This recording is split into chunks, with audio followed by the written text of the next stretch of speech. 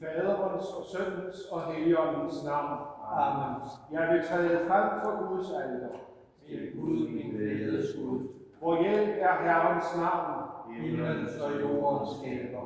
Jeg bekender for dig, hellige og almægtige Gud, at jeg har syndet såre mig i tanke, ord og gerning, og det er min skyld, min egen store synd. Derfor beder jeg dig, almægtige Gud, forbarm dig over mig, og lad mig mine synder, og før mig til det evige liv. Amen. Miskuldhed, tilgivelse og forladelse af vores synder skænker os den almægtige og barmhjertige Herre. Amen.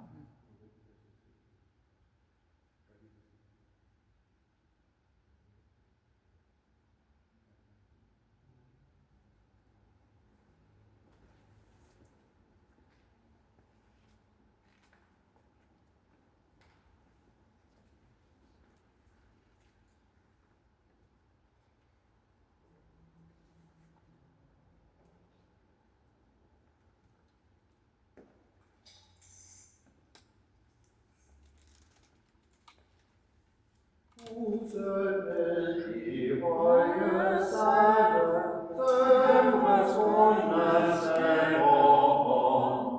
Må fra himlen nedlejde, som til skybet Herrens ånd. Vi er bygget sammen, undernes og kaldes sammen.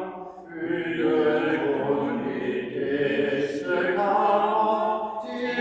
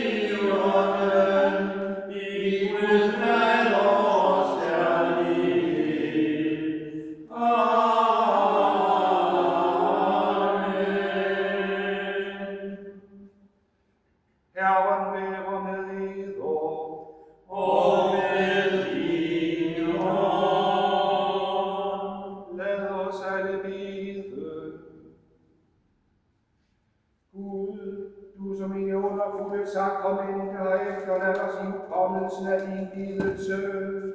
Giv os beder vi dig, således at det hvor dit legemes og blods hellige mysterium, at vi uophørligt mærker din forløsningsfrugt i os.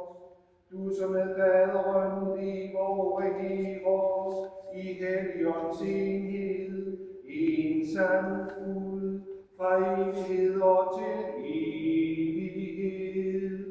Amen.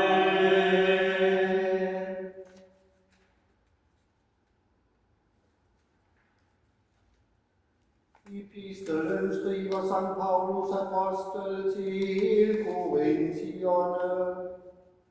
Jeg har modtaget fra Herren, hvad jeg også har overleveret eder, at Herren Jesus i den nat, da han blev forrådt, tog brød, takkede og brød det og sagde, dette er mit legeme, som gives for eder.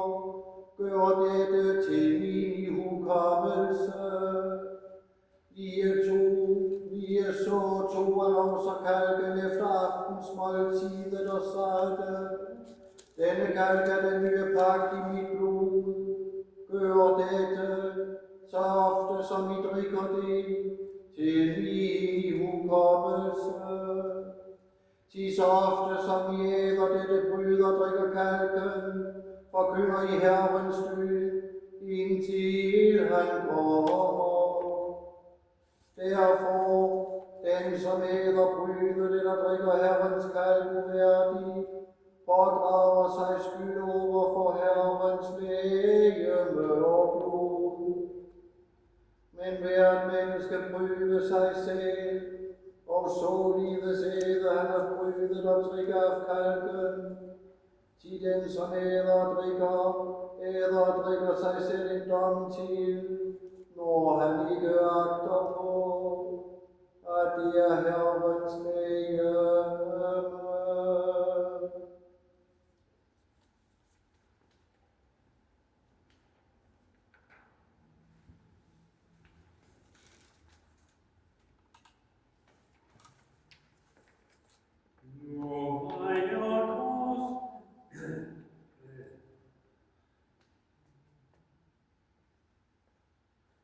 Nu vejer korset i folkets vandre, og bygge korsets kirkestander. Mod gyldne kors af aftensolen bryder, og korsets ord fra tusind tunger lyder. I kirkens korsang for det høje alter, der nydes under gamle fløjler alter. I kirkens korsgang under ranke søjler, og lang er lukkens land og gravens nøgler.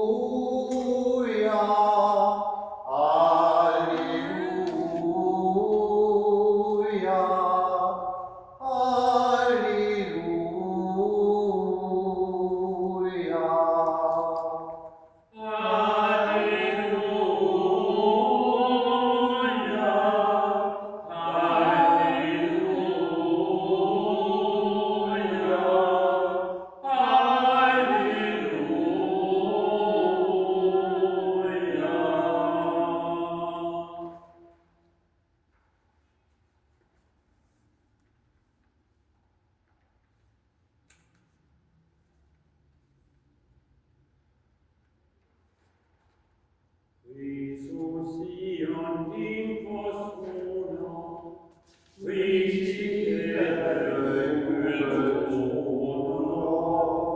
Ham din hyrde og din råd, hvad du ægter, tør du håbe, aldrig kan du nok ham love. Mod hans træde er snart, højt i dag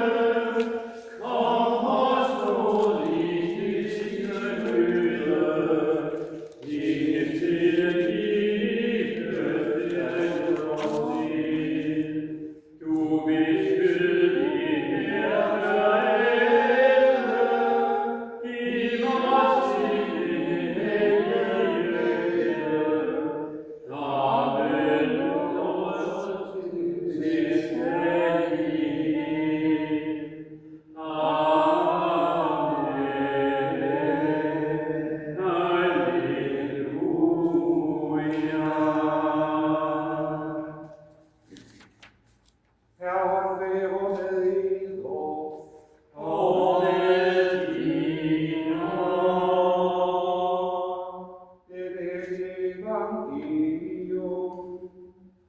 Skriver evangelisten Johannes. Gud være lovet for sin hellige budskab. På en tid sagde Jesus til sine disciple og til jødernes skarer: Mit kød er sand mad, og mit blod er sand drikke. Den, som æder mit kød og drikker mit blod, han bliver i mig, og jeg i ham. Ligesom den levende fader udsendte mig, og jeg lever i kraft af faderen, lige så skal også den, som æder mig, leve i kraft af mig. Dette er det brød, som er kommet ned fra himmelen, ikke som eders fædre åd og døde. Den, som æder dette brød, skal leve evigt.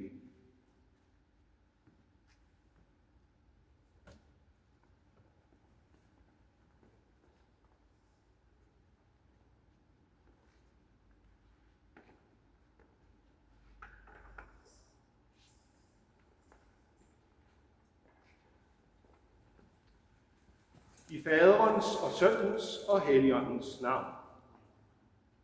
Amen. Kære kristne, da Gud Herren besluttede at frelse Israels børn, så førte han dem ud af Egypten. Han førte dem gennem havet.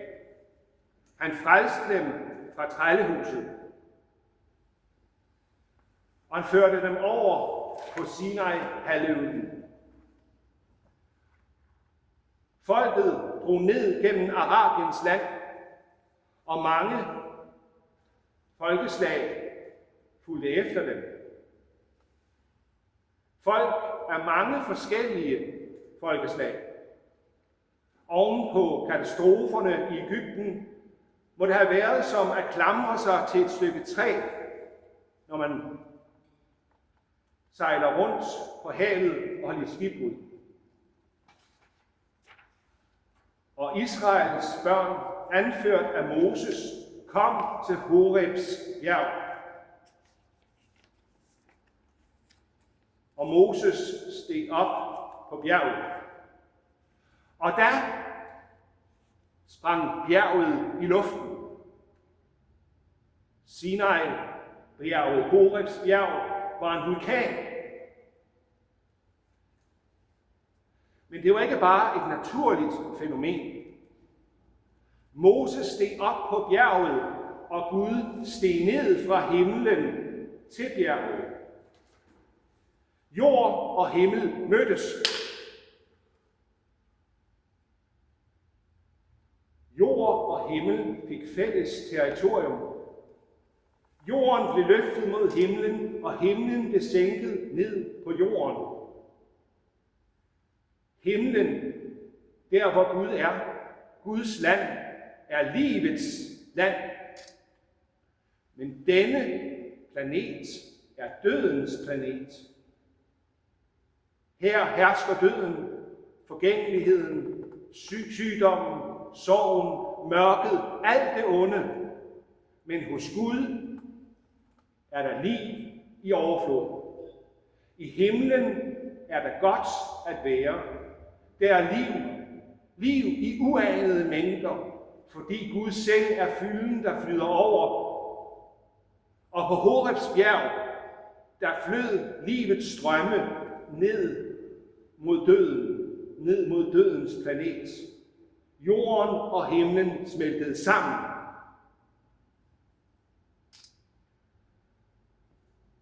Og Moses fik givet loven.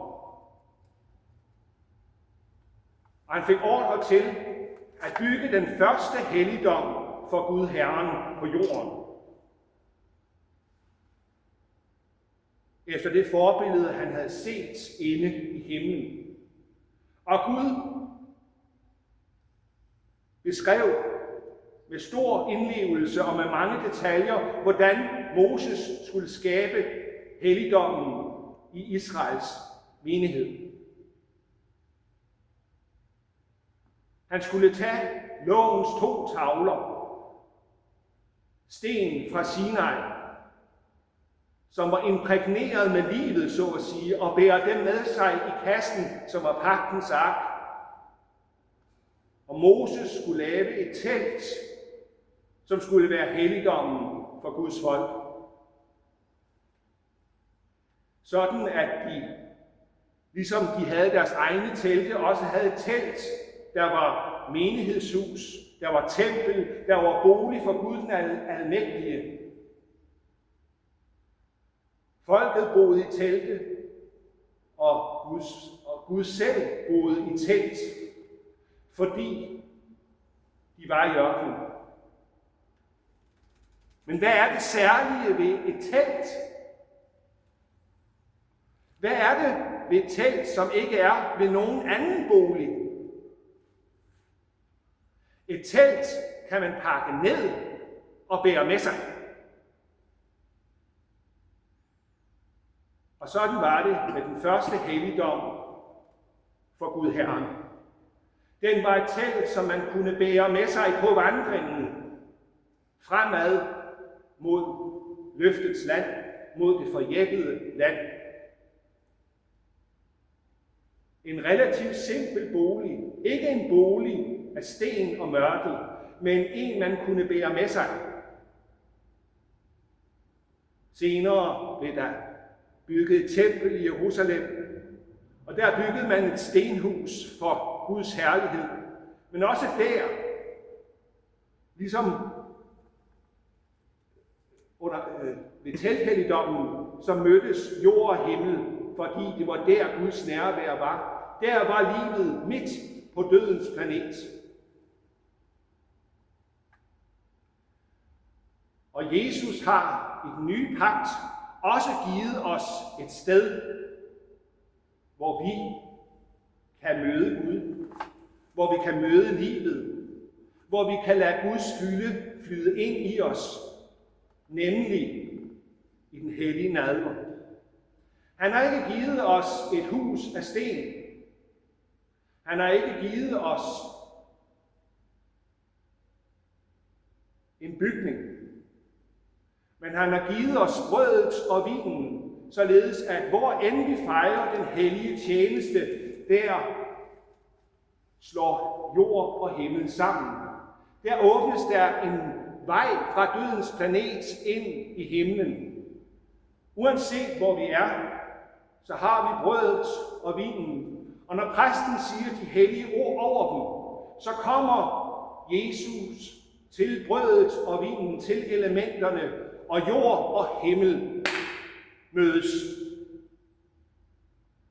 Og han har givet os brødet og vinen til at bære med os, således at hvor vi end er, hvor vi end befinder os, hvor vi end fejrer den hellige tjeneste, den hellige messe, så har vi adgang til livet, så har vi adgang til Guds kærlighed, så har vi adgang til, trods synd og død, at mødes med den almægtige Gud, som kom til os i Jesus Kristus. Jesus har givet os nadveren for, at vi der skal finde et sted, hvor himlen åbnes, og vi modtager Guds fylde, Guds kærlighed, Guds liv ind i vores dødelige legemer og i vores dødelige sjæle, og fyldes med magt, med kærlighed, med alt godt fra livets land. Dette er nadveren, det store mysterium, at der møder jorden himlen. Der møder vi den korsfæstede og opstandende frelser. Der møder vi livet, når vi åbner munden, og hvor end vi bærer brødet og vinen med os, og hvor end vi fejrer tjenesten, så møder vi Jesus, livets giver. Ære være Faderen og Sønnen og Helligånden, som i begyndelsen, så nu og altid, og i al evighed. Amen.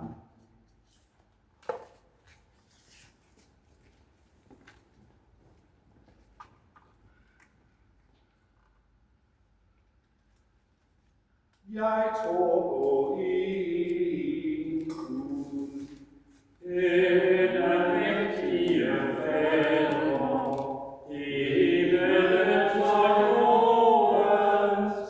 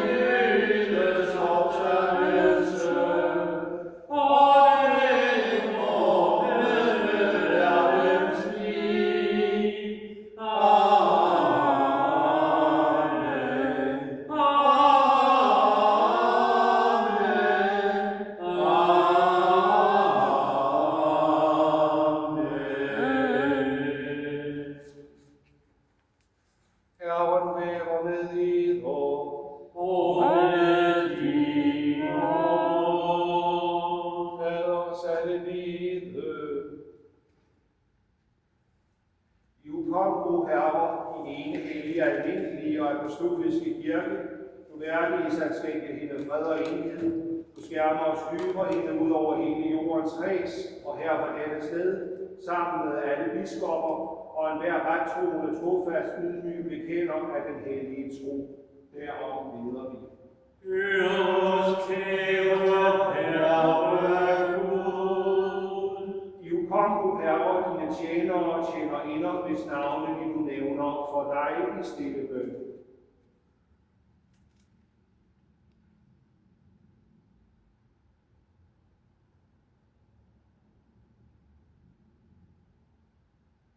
Og alle til stedeværende, hvis tro og andagt du kender, som vil ofre dig denne lovprisningsoffer for sig selv og alle deres egne, for deres sjæles forløsning, for deres håb om frelse og velfærd, og bringe dig de gaver, de har lovet dig, deres evigt levende og sande Gud, og anråber dig om, at din velsignelse og forvarmende kærlighed aldrig må vige fra dagligt liv og virke.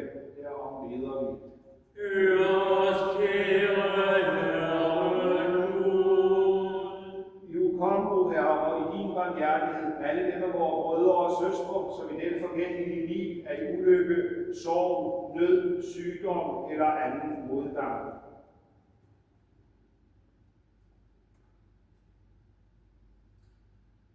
Du lader vores dage henrette i din fred og byder os at blive befriet fra den evige fordømmelse og regne med i dine udvalgelsesskarer. Derom beder vi. Hør os, kære Herre Gud.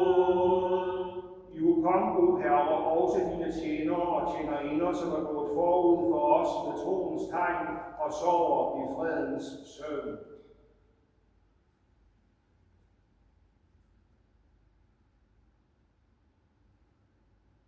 Din tjenerinde, Kirsten Jacobsen.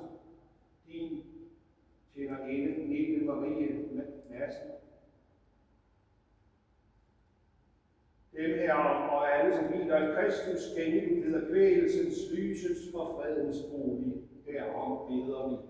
Hør os, kære Herre Gud. Også os syndere, dine tjenere og tjenerinder, som håber på din mangfoldige barmhjertighed, værdiges du at skænke del og samfund med den salige Johannes Døber, dine hellige apostler og martyrer, den salige Kjeld af Viborg, den salige Tøger og Vestervig, den salige Sunniva af Selje, den salige Katarina af Alexandria, de hellige makedæiske martyrer samt alle hellige, til det samfund vi videre, der skænker os adgang, i det du ikke bedømmer os efter fortjeneste, men rigeligt skænker til tilgivelse. Derom beder vi med din enbårne søns barmhjertighed, med den du velsignet, til lige med din allerhelligste gode og levende gørende ånd, nu og altid, og i evigheders evighed. Amen.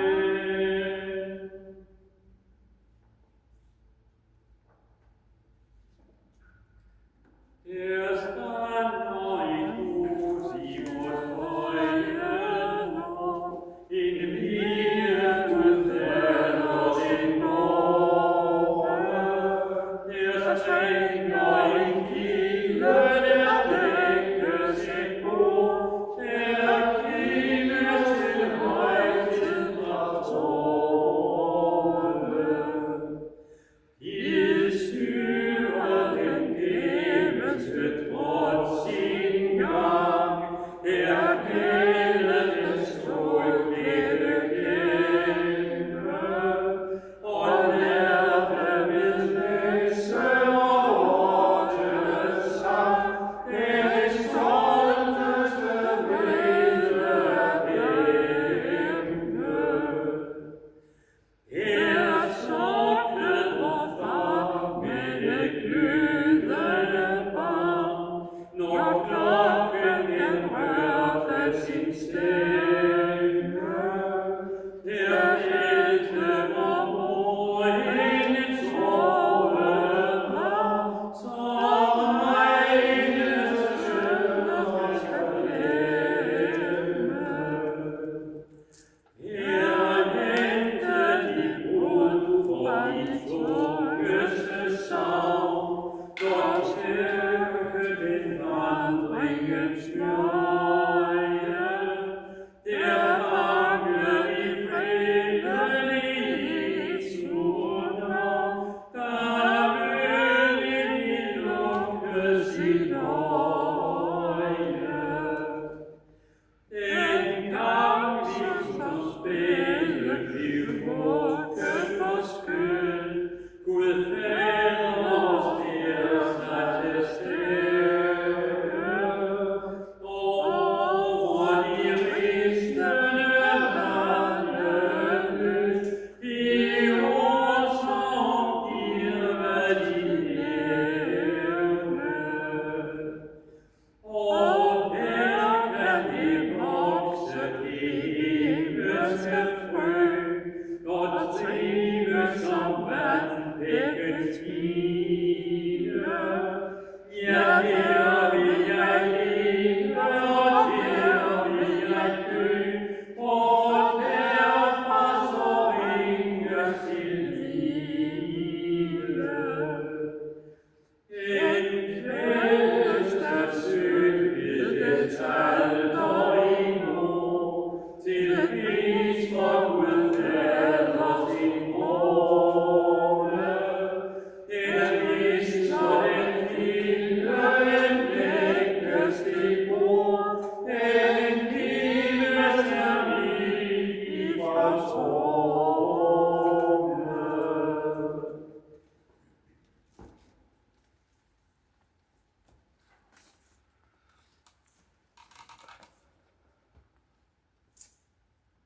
Bed brødre og søstre, at mit og eders offer må blive velbehageligt for Gud Fader, den almægtige. Herren har udtaget offeret i dine hænder, sit navn til pris og ære, og os og hele sin hellige kirke til gavn og gode.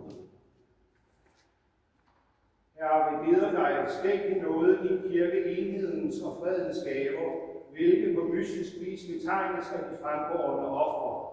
Ved vor Herre Jesus Kristus, din Søn, som med dig lever og giver i Helligåndens enhed, en sand Gud, i alle evigheders evighed. Amen. Herren være med eder, Og med din ånd, opløft eders hjerter. vi løfter dem til Herren. Lad os takke Herren vor Gud. Det er værdigt lovet. Sandelig det er værdigt og ret tilhørligt os til frelse, at vi altid og alle vegne takker dig, hellige Herre, almægtige Fader, evige Gud. Til det mysterium, at ordet blev kød, er din herligheds nye lys fremstrålet for vort øje, så at vi ved at se dig, din Søn, drages til at sætte, hvad dit er over alle ting. Derfor synger vi med engle og ærkeengle, med herskere og troner, og med hele den himmelske herskare, lovsangen til din herlighed, i det vi uafladeligt siger.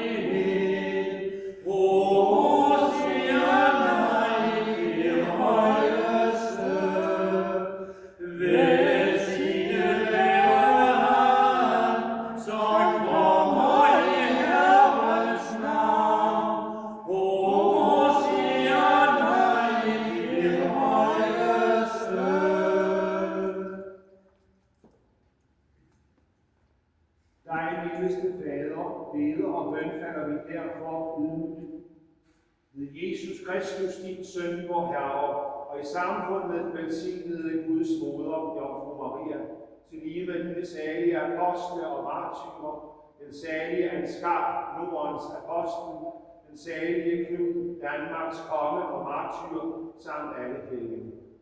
Herre, dette offertag noget de mod som en tjeneste af os og af hele din familie, og værdigelse at gøre det i alle måder velsignet, stadfæstet, gyldigt, åndeligt og velbehageligt, at det for os nu vorte din elskede Søns, vor Herres Jesu Kristi legeme og blod.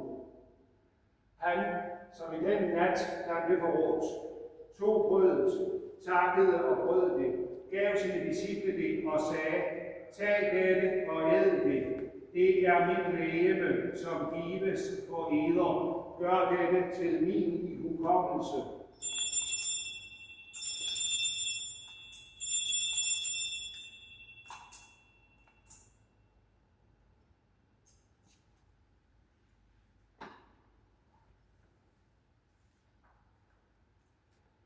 Ligeså tog han også kalken efter aftensmåltidet, takkede, gav dem den og sagde, drik alle heraf. Denne kalk er den nye pagt i mit blod, som udgydes for eder og for mange til syndernes forladelse. Gør dette så ofte, som I drikker det, til min ihukommelse.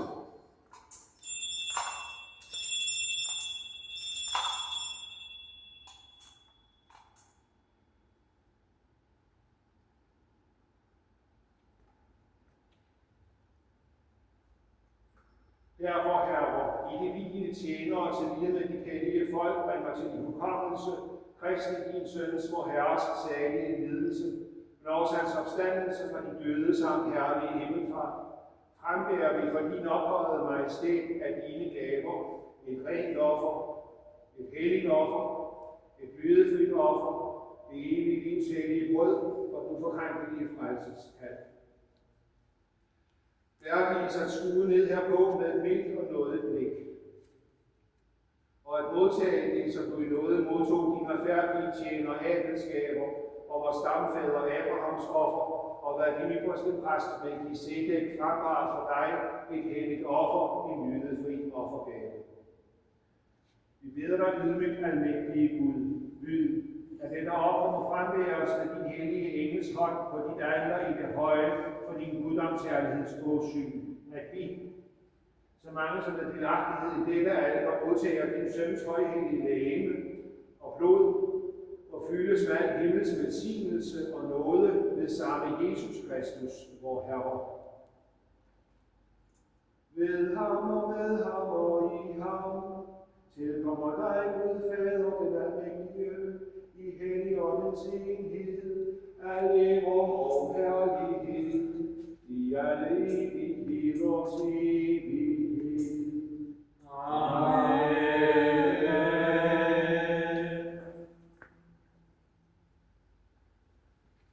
Lad os alle dele, som vor Herre Jesus Kristus selv har lært os, hvor vi at sige, Fader vor, Gud som er i himlen, hellige vorte dit navn, komme dit rige. Ske din vilje som i himlen, således også på jorden.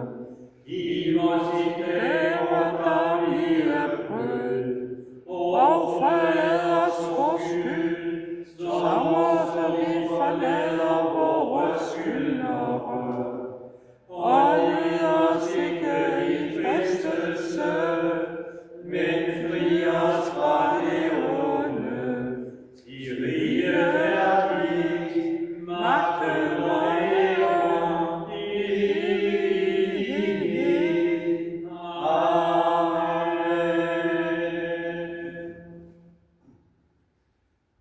Herre Jesus Kristus, så tag til dine apostle, min fred efterlader jeg eder, og min fred giver jeg eder. Sikke til vores synder, men til din kirkes tro, og værdiges efter din vilje at skabe en fuldkommen enhed og fred. Du som lever og regerer Gud i al evighed. Herrens fred være altid med eder. Og med din ånd.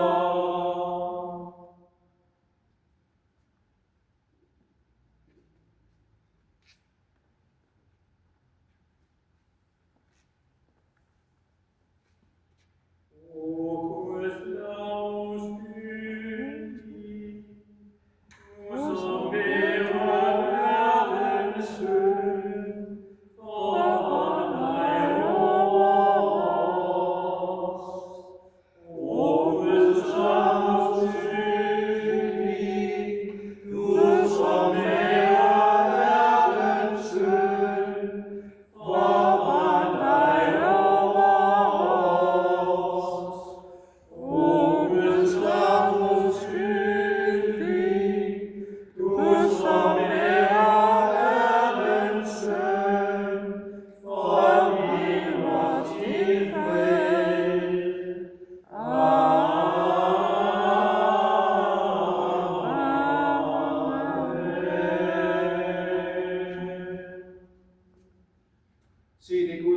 som foretager verdens synder. Herre, Jeg er ikke værdig til, at du skal gå ind under mit tag, men sig blot et ord, så bliver min sjæl helbredt.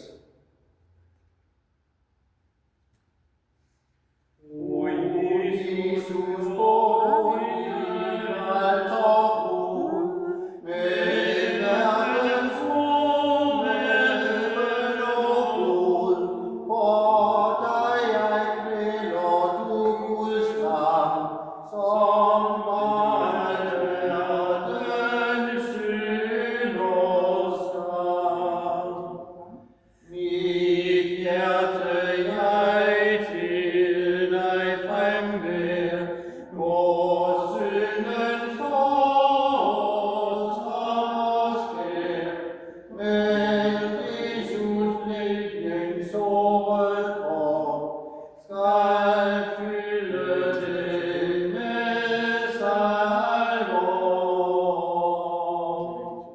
Jeg er i dag Jesu gæst, o sjæl beklemt den høje fest.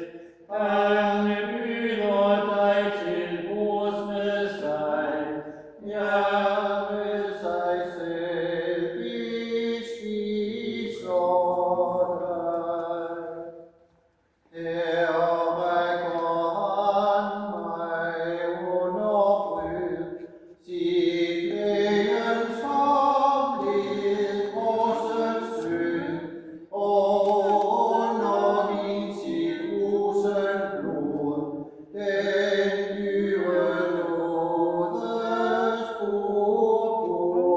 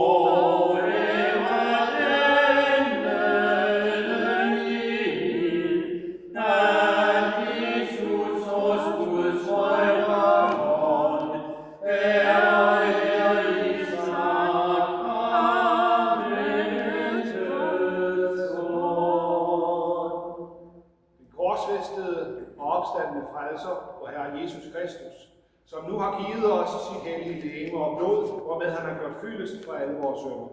Han styrker og opholder os derved i en sand tro til det evige liv. Fred være med eder. Amen. I Jesu navn. Amen.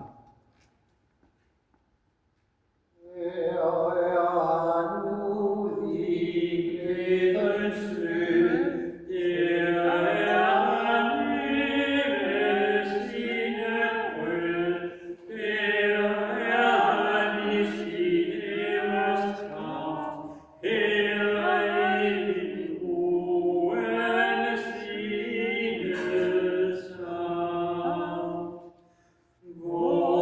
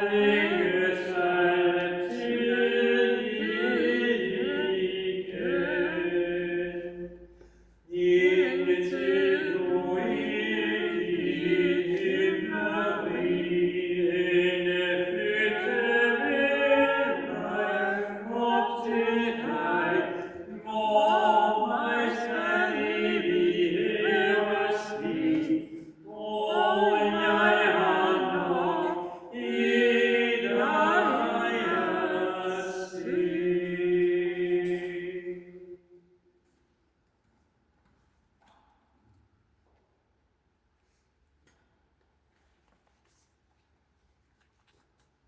Herren være med eder. Og med din ånd. Lad os alle bede.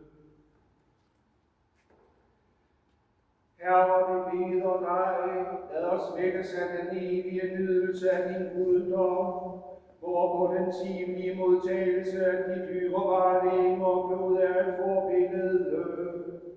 Du som med faderen lever og regerer i Helligåndens enhed, en sand Gud, fra evighed og til evighed. Amen. Herren være med eder. Og med din ånd.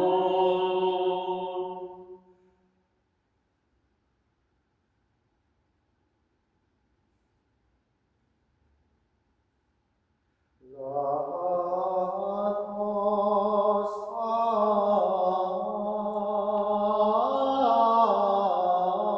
os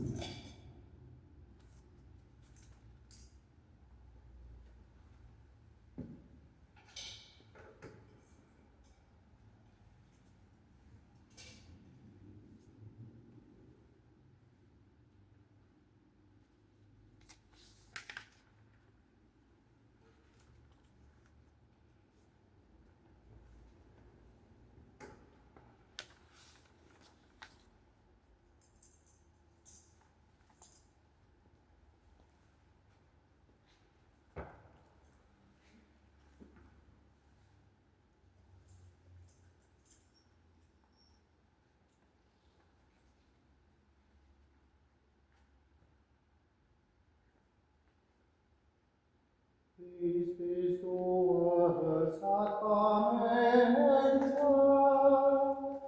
pris din selv i livets bryn, og det frelsens gudsamente, syndens sår i verdens nød. Instrumentets synd og kendte for os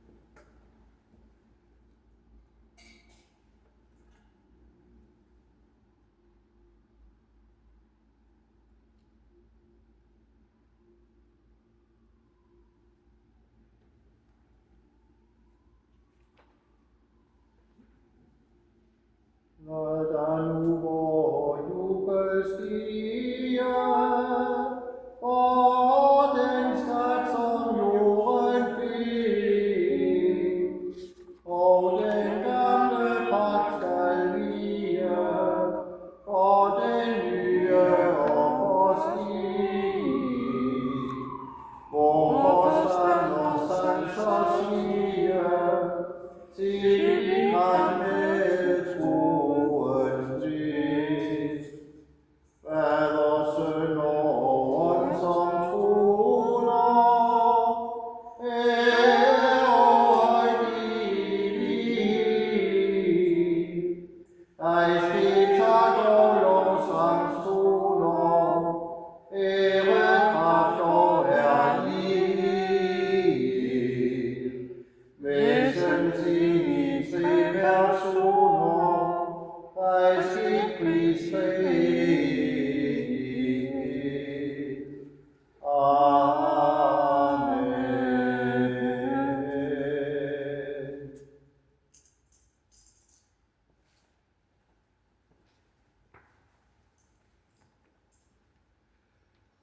Du har givet den brød fra himlen, halleluja. Som Israel holder dit liv. Halleluja. Lad os alle bede. Gud, du som i det underfulde sakramente har efterladt os i hukommelsen af din lidelse, giv os, beder vi dig, således at ære din legemes og blods hellige måltid, at vi uophørligt mærker din forløsningsfrugt i os.